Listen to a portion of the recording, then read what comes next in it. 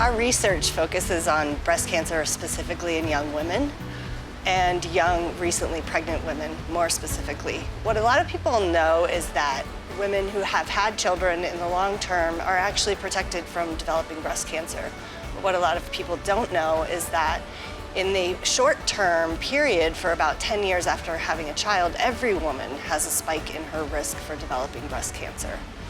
And if a woman happens to unfortunately develop breast cancer during that time period, her prognosis is quite poor. In fact, our patients who are diagnosed within 10 years of having a child, when we compare their survival rates to those who have not had a child, they're 3 times more likely to succumb to their cancer. So we're really interested in understanding why that is. And I partnered with a longtime collaborator, Dr. Kirk Hansen, to put in a grant about studying what the difference between a tumor in a postpartum woman was compared to a tumor in a non-postpartum woman. The Cancer Center matched the funds from Golfers Against Cancer to make it a larger size grant so that we could do the research that we needed to do.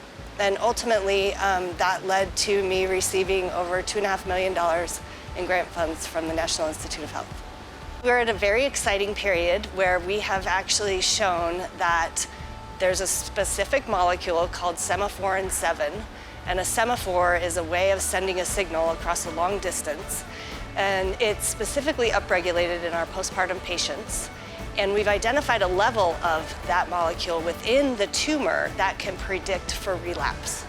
And so we have also recently submitted a large grant to identify a targeted therapy against that molecule. And we've done some experiments in the lab with a homemade targeted therapy that actually kills cancer cells.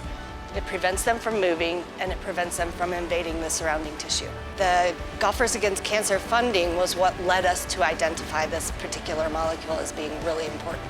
It's important for those who support any organization that funds cancer research that every single dollar counts, and it's all important. And we need all the resources that we can to really fight this fight, and we need to not simply rely on national funding sources in order to do our research, because sometimes it is often these small seed grants that lead to these big discoveries.